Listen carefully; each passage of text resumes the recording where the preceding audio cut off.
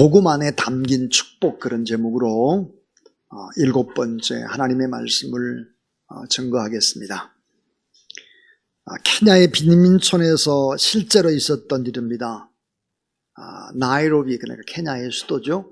나이로비 근교의 쓰레기 마을에서 매일 쓰레기를 뒤지면서 하는 소년 이야기입니다. 그는 학교에 가거나 공부하는 꿈을 꿀 수도 없었습니다.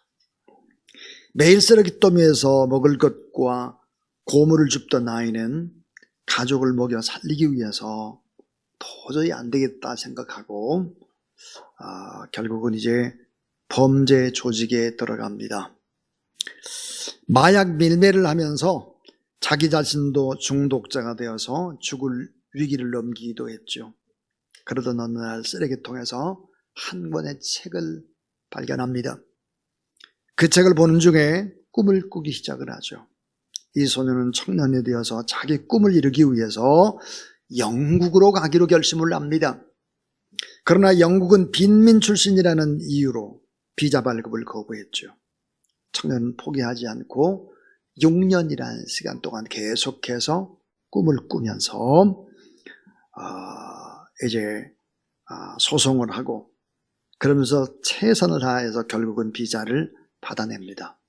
그리고는 영국의 맨체스터 대학에 들어가서 학사와 또 석사 과정까지 다 공부를 하게 됩니다. 결국은 자기의 꿈을 이룬 것이죠. 자, 이 청년에게 꿈을 심어준 것은 쓰레기통을 뒤지다가 발견한 책 한 권이었습니다. 그 책은 맨체스터 대학의 입학 안내 책자였습니다. 쓰레기더미에서 우연히 발견한 한 권의 책이 평생의 꿈이 되었고 막막한 자기의 삶을 이기는 힘이 되었습니다. 결국은 케냐로 돌아와서 장관까지 하게 됐다 그럽니다. 자, 쓰레기더미에도 꿈은 있습니다. 자, 복음 안에는 죄인을 섬기는 사랑이 죄인에게 주는 꿈이 담겨져 있죠. 그래서 진실하게 예수 그리스도를 믿게 되면 꿈을 꾸기 시작을 하고 사랑을 하기 시작을 합니다. 그리고는 희망이 솟구쳐 올라오죠. 삶이 많은 어려움과 벽들을 만나게 될 때 결국은 이길 수 있는 힘의 근거가 됩니다. 그리고 바른 인생의 목적을 찾죠. 더 중요한 것이 있습니다. 그것은 하나님의 놀라운 사랑, 십자가의 사랑을 받은 사람은 다른 사람을 섬기는 일을 주저하지 않습니다. 기쁨으로 섬길 수 있게 되는 것이죠. 자, 스카펙이라고 하는 사람, 이 사람은 아직도 가야 할 길이라는 참 귀한 책을 썼습니다. 한국에도 베스트셀러가 됐죠. 거짓 사람들이라는 책도 쓴 유명한 신경전과 의사입니다. 이분은 많은 종교를 연구했습니다. 그 여러 종교를 연구하는 중에 결국은 예수 그리스도를 영접했습니다. 왜? 신경전과 의사가 많은 종교를 연구하다가 예수 그리스도를 인격적으로 영접하는 그런 놀라운 기적이 일어났을까요? 스카펙이라는 사람은 이런 얘기를 하고 있습니다. 많은 신들 중에 신이 자기 자신을 희생하는 신은 예수 그리스도밖에 없었다. 이렇게 얘기를 합니다. 자기를 제물로 바치면서 사람들을 섬기는 사랑의 신은 오직 예수 그리스도밖에 없었다. 자기 자신을 믿고 자신을 따르는 사람들을 위해서 자신을 바치는 신. 참 종교의 능력은 기적의 능력, 유무에 있지 않고 사랑의 능력에 있다. 이렇게 얘기를 합니다. 한번 잘 생각해 보세요, 여러분. 사랑. 우리가 믿는 하나님은 사랑의 하나님. 우리가 믿는 예수 그리스도는 사랑의 주님.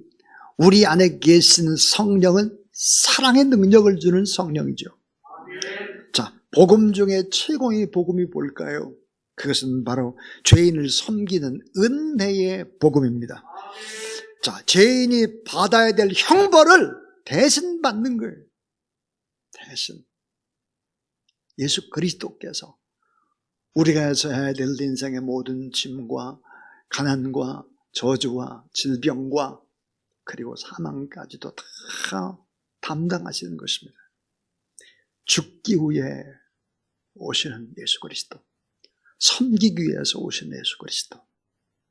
그래서 마가복음 10장 45절은 이렇게 말씀합니다. 인자가 온 것은 섬김을 받으려 함이 아니라 도리어 섬기려 하고 많은 사람들 대속물로 자기 목숨을 주려고 왔다, 이렇게 얘기를 합니다.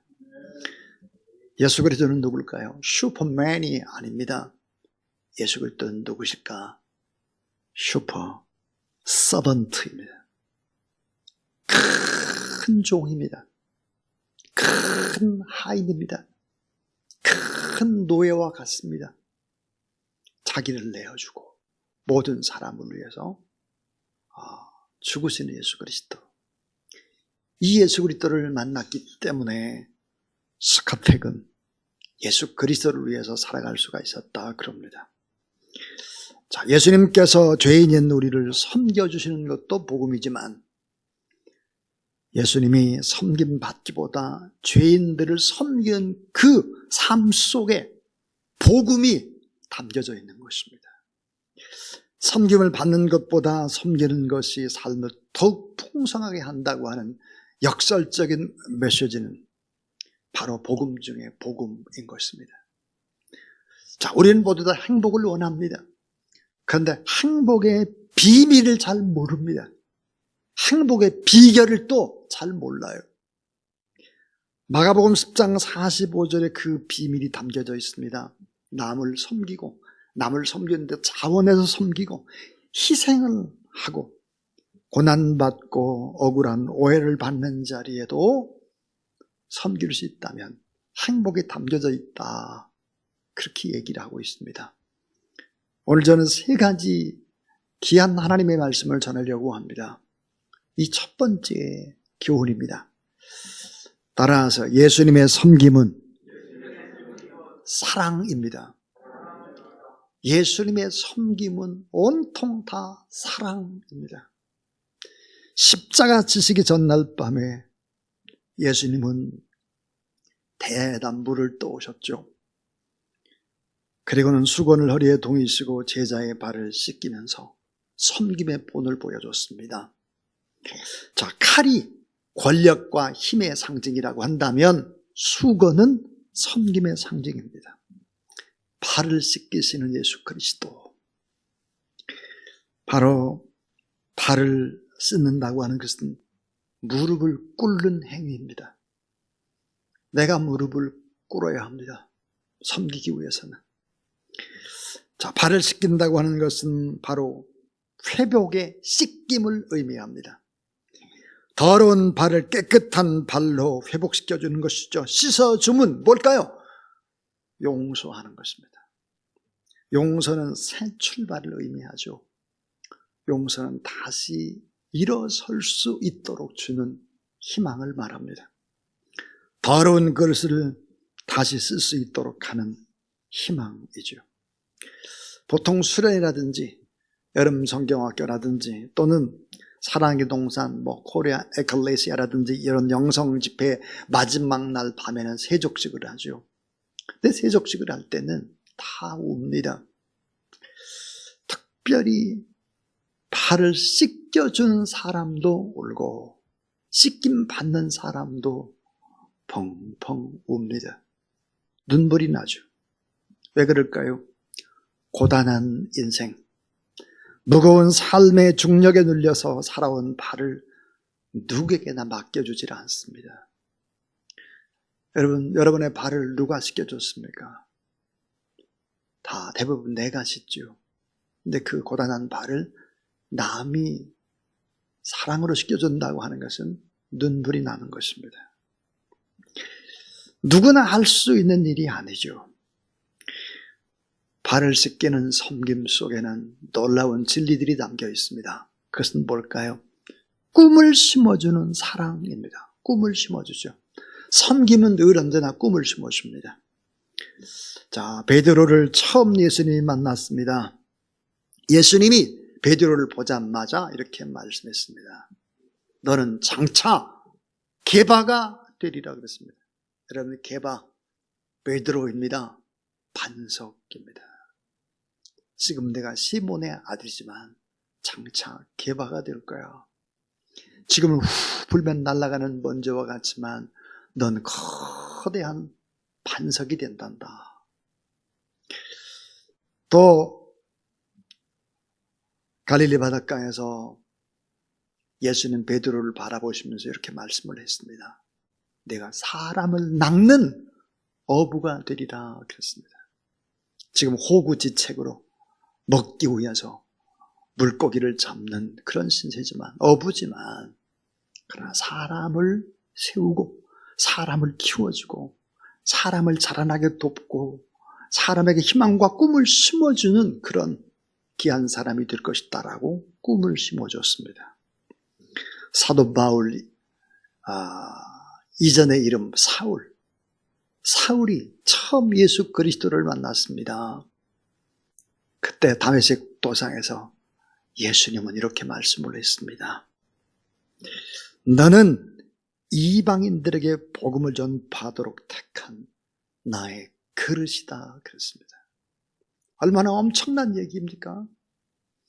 광무단 미치광이 죄인 중에 괴수죄인인데 그를 첫 번에 보자마자 하셨던 말씀이 이방인들, 세계 모든 이방인들에게 복음을 증거하기 위해서 내가 택했다.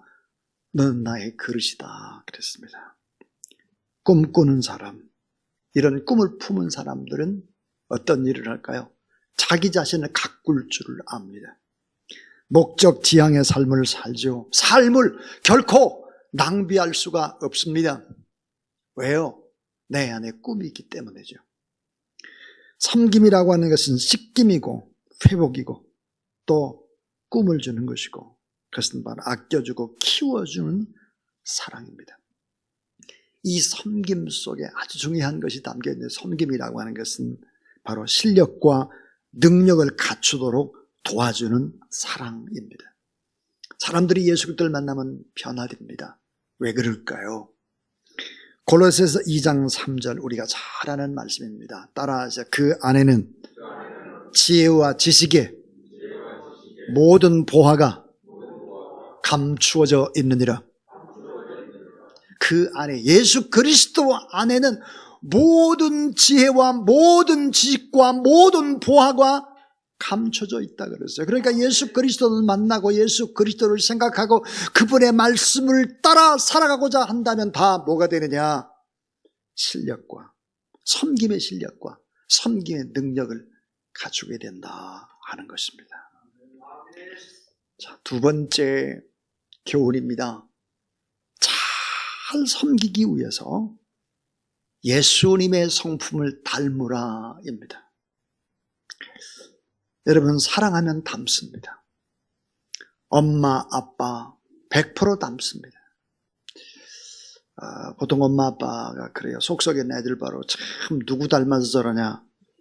100% 자기 닮았는데 말이에요. 닮죠. 이 세상에 가장 어려운 일이 뭘까요? 섬기는 일입니다. 사랑하는 일이에요. 이웃을 돕는 일입니다. 참 저는 목회를 하면서 가장 어려운 일이 뭘까 이렇게 물어보면 베풀고 나누는 일이다. 좀 더 구체적으로 주는 일입니다. 이것만큼 어려운 일이 없어요.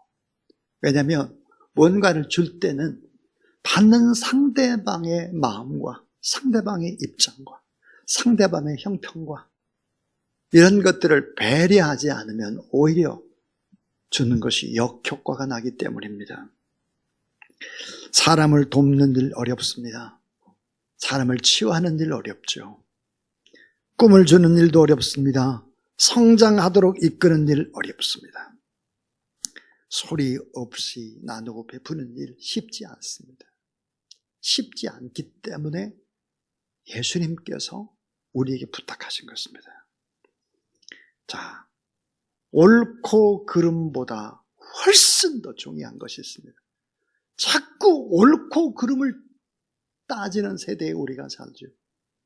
옳고 그름보다 더 중요한 것은 뭘까요? 이것이 사랑인가? 라는 질문입니다. 이것이 사랑인가? 옳고 그름을 따지는 것보다 훨씬 더 중요한 것, 내가 행하고 있는 이 일이 사랑일까? 이 질문을 해야 합니다. 성경은 사랑이 모든 법의 완성이다, 사랑이 모든 율법의 완성이다, 이렇게 얘기를 하고 있습니다. 저는 영화 가운데 미션이라는 영화, 참 선교 영화로 참 불후의 명작 같아요. 거기 보면 잊을 수 없는 대사가 한마디 나옵니다. 정의가 사랑이 하는 일을 대신할 때 사랑은 설 자리를 잃는다 그랬습니다. 옳고 그름을 너무 따져가지고 사랑이 하는 일을 대신하려고 할 때 사랑은 설 자리를 잃는다. 날카롭게 정의가 어떻고 법이 어떻고를 따지는 것입니다. 교육이 어떻고. 발음을 강조할 때 사랑은 지식당하는 것입니다. 제가 목회자가 된 이유는 무엇일까?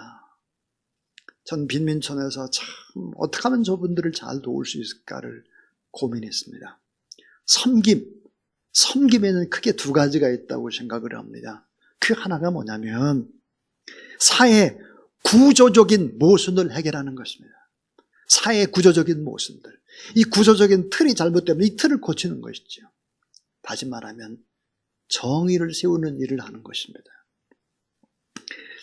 이 사회 구조적인 모순을 잘 해결하게 되면 이건 엄청난 혜택을 입는 거죠. 예를 들어서 의료보험제도, 법으로 제도를 갖추니까 얼마나 많은 혜택을 입습니까? 대한민국 같은 나라가 어디 있습니까? 없어요. 성남교회 지광복 목사님 아드님이 독일에 가가지고 쾰른에서 성악을 전공하고 있어요. 근데 이제 가르치던 후배가 이제 그곳에 와서 공부를 하는 도중에 갑자기 혈액암에 걸렸습니다. 백혈병에 걸린 걸. 그래서 혈액 종양을 제거하는데 돈이 억 단위가 들어갔습니다. 억 단위. 여러분, 우리나라 같은 경우는 어떨까요? 중증 환자가 되거나 암 환자 등록이 되게 되면 2%만 내면 됩니다. 2%. 독일 의료보험제도 잘 돼 있지 않아요. 그러니까 사회 구조적인 모순을 해결하는 것, 이건 엄청난 일입니다. 또 하나의 섬김이 있습니다. 그것은 무엇일까요? 고통받는 사람들을 소리 없이 섬기는 구호적인 사랑입니다. 자, 구조적인 모순을 해결하는 일을 내가 할 것인가? 아니면은 구호적인 사랑의 편에서 일을 할 것인가? 이 두 가지를 가지고 몹시 고민을 하게 되었습니다. 그러다가 저는 구조적 모순을 해결하는 일은 나의 일이 못 된다. 사회 구조적인 일을 하자. 그럼 사회 구조적인 일을 잘하려면 어떻게 될까? 목회자가 되는 것이다. 그래서 목회자의 길로 들어섰고, 어떻게 하면 고통하는 사람들을 더 잘 도울 수 있을까? 그래서 신학을 마치고 나서 다시 대학원에 들어갔죠. 그래서 사회사업학, 사회복지학을 공부하게 된 것입니다. 사랑하는 여러분, 정의가 나쁜 것이 결코 아닙니다. 결코 참 정의가 중요한 것이죠. 나쁜 것이 아니에요. 그러나 우선순위의 문제인 것입니다. 성경의 안식일입니다. 안식일에 손 마른 자를 예수님이 고치셨죠. 18년 동안 허리가 뒤틀려서 꼬여있는 사람, 이런 사람을 예수님이 고쳤습니다. 그러자 바리새인들이 율법을 어겼다고 소리치고 난리치고 예수 그리스도를 잡아 죽이기로 작정을 한 것입니다. 무슨 문제입니까? 법의 문제이잖아요. 사랑의 문제여야 되는데 자기 집에 있는 낙이라든지 말이라든지 이런 것들 안식이라도 끌고 가서 물 먹이는 거예요. 근데 사람이 18년 동안 허리가 꼬부러졌고 손 마른 자였는데 안식일에 고쳤어요. 그것이 법을 어긴다고 난리를 치는 것입니다. 사랑하는 여러분, 오늘의 이 시대가 사랑이 없이 무자비한 법의 시대만 되면 안 되는 것이지요. 자, 사랑과 정의가 아름답기 위해서 필요한 것이 있습니다. 그것이 뭘까요? 이것입니다. 그것은 바로 겸손입니다. 겸손. 겸손의 성품이 필요하죠. 빌립보 2장 6절부터 8절. 그는 근본 하나님의 본체시나 하나님과 동등됨을 취할 것으로 여기지 아니하시고 오히려 자기를 비워 종의 형체를 가져 사람들과 같이 되셨고 사람의 모양으로 나타나사 자기를 낮추시고 죽기까지 복종하셨으니 그 십자가에 죽으십니다. 그랬습니다. 온유한 성품 너무 중요하죠. 또 하나는 겸손의 성품, 온유의 성품인데 여러분 잘 아시는 대로 온유라고 하는 것은 사나운 들짐승을 길들이다 그런 뜻입니다. 호랑이, 사자 얼마나 여러분 사납습니까? 이 사나운 들짐승을 길들이는 것이 바로 온유함이다 하는 거예요. 오늘 우리가 얼마나 때로는 사자가 되고 호랑이가 되고 무서운 늑대가 됩니까? 오늘 우리가 그러던 우리가 예수 그리스도를 만나서 점점점 바뀌어져서 온유하게 되어지는 그런 여러분 되길 주의 이름으로 축원합니다. 아멘 안 하는 사람은 아직도 늑대예요. 또 하나는요, 이 사랑과 정의를 아름답게 하려면 뭐가 필요할까요? 성실함입니다. 성실함. 일관성 있게, 지속성 있게, 초지일관, 처음 품은 뜻을 한결같이 꿰뚫는 것입니다. 성실함이 있어야 합니다. 사랑과 정의가 아름답게 해서 필요한 것은 무엇일까요? 그것은 향기로움입니다. 무서운 비정함이 아니라 향기로움. 뒷모습이 보면 쓸쓸해 보이지만 향기가 나요. 이런 사람들이 결국은 잘 섬길 수 있는 사람들이죠. 잘 섬기기 위해서 예수님의 성품을 닮아야 되겠다. 마지막 세 번째입니다. 섬길 때는 이렇게 하십시오 하는 거예요. 이렇게 하십시오. 방법입니다. 여러분, 섬김에는 무서운 독소가 있을 수 있습니다. 그것은 바리새인처럼 교만한 거예요. 내가 뭔가를 가졌고 배웠기 때문에 줄 수 있다고 생각하는 교만. 자기의 의의를 주장하고 타협이 없는 무자비함입니다. 이렇게 되면 안 되는 것이죠.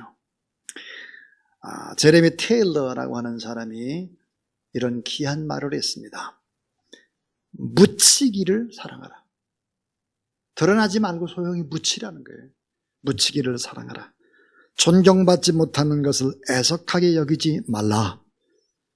칭찬이 없어도 만족하고 업신여김 받고 무시를 받더라도 괴로워하지 말라. 왜?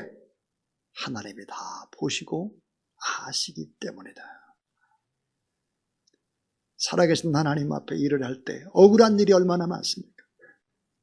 죽게 일을 했는데 돌아오는 것은 따가운 시선일 수 있고 수없는 오해일 수도 있고 일을 안 하면 좋을 텐데 하면 고통스럽습니다.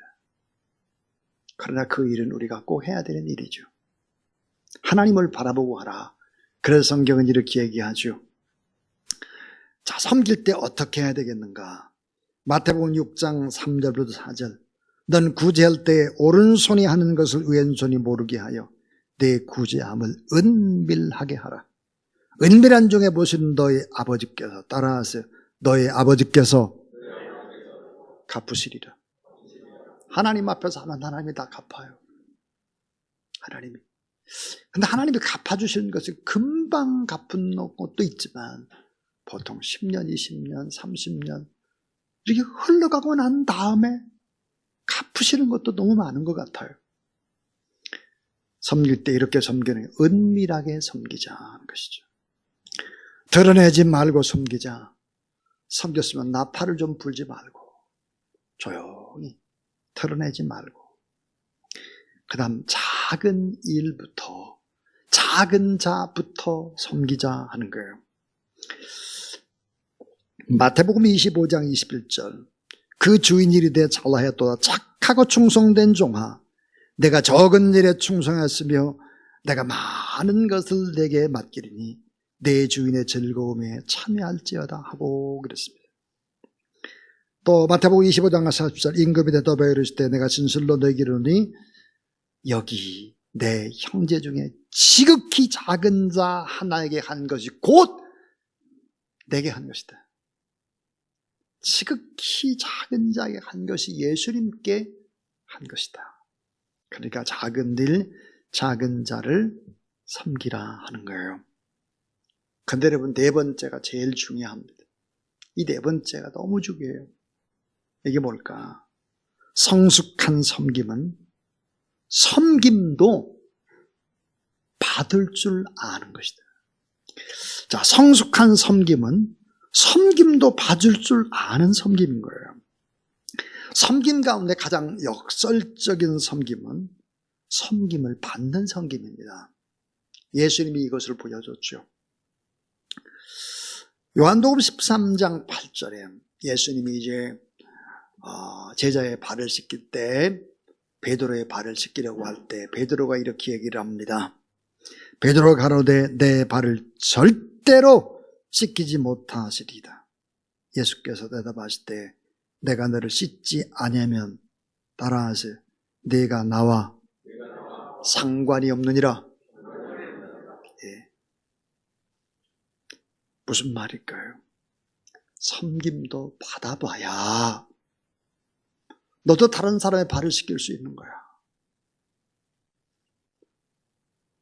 도움을 받아봐야 너도 다른 사람을 도울 수 있는 거야. 주님은 그렇게 교훈을 했습니다. 내가 나와 상관이 없느니라. 넌 내 제자 아니다, 그 말이에요. 자, 여러분, 예수님은 옥합을 깨뜨려서 긴 머리털로 눈물과 함께 예수님의 발을 닦는 여인, 이 여인을 기뻐하셨습니다. 인도산 나드 향유, 얼마나 비싸요 이게. 300데나리온 나가는 거니까요. 1년 임금에 해당하는 그 엄청난 그 나드 옥합을 깨뜨렸습니다. 그때 가롯 유다는 목소리를 높였습니다. 무슨 목소리입니까? 저거를 팔아서 가난한 자에게 주면 얼마나 많이 줄 수 있는데, 구제할 수 있는데 바르는 소리 정의를 외쳐댔습니다. 가롯 유다는 주님을 배반하죠. 그런데 옥합을 깨뜨린 이 여인 막달라 마리아는 부활의 주님을 맞이하는 것입니다. 예수님께서 이렇게 칭찬을 했습니다. 복음이 증거되는 곳, 예수 그리스도가 행한 행적이 증거되는 곳에 이 여인의 행적도 함께 증거될 것이다 그랬습니다. 다시 말하면 섬김을 받아봐야 섬길 수 있고, 그래야 행복이 오는 것이다 하는 결론입니다. 섬김을 베풀고 때로 받을 때 참된 행복을 경험하는 것입니다. 예수 그리스도는 하나님이시죠. 전능하신 왕, 주의 주, 천지의 주제이십니다. 근데 그분이 사람으로 오셨습니다. 섬기기 위해 오셨습니다. 섬김의 극치, 발을 씻어 주셨습니다. 십자가에 못 박혀 죽으셨습니다. 죄인의 모습으로 가장 값진 보혈의 피를 흘려 주셨습니다. 죄와 가난과 질병과 저주와 사망의 짐도 대신 져주시고 십자가상에서 뭐라고 말씀하셨느냐? 다 이루었도다. 사랑도 이루고 하나님의 정의, 하나님의 뜻도 다 이루었도다 그러셨습니다. 사랑하는 여러분, 오늘 이 시대가 참 비정한 시대인 것 같습니다. 무서운 시대입니다. 모든 것을 분석하고 따지고 그러는 시대죠. 그런 시대에 복음을 증거한다고 하는 것은 뭘까요? 복음이라고 하는 것은 거룩한 낭비인 것입니다. 낭비인데 거룩한 낭비인 거예요. 소리 없이 대가를 바라지 않고 이렇게 섬기는 그 속에 놀라운 복음의 진리가 담겨져 있는 것입니다. 고린도후서 5장 14절 15절 보니까 그리스도의 사랑이 우리를 강권하시는도다. 우리가 생각하건대 한 사람이 모든 사람을 대신하여 죽었은즉 모든 사람이 죽은 것이라. 그가 모든 사람을 대신하여 죽으시면 살아있는 자들로 하여금 다시는 그를 자신을 위해 살지 않고 오직 그들을 대신해 죽었다가 다시 살아나신 이를 위하여 살게 하려 함이라 그랬습니다.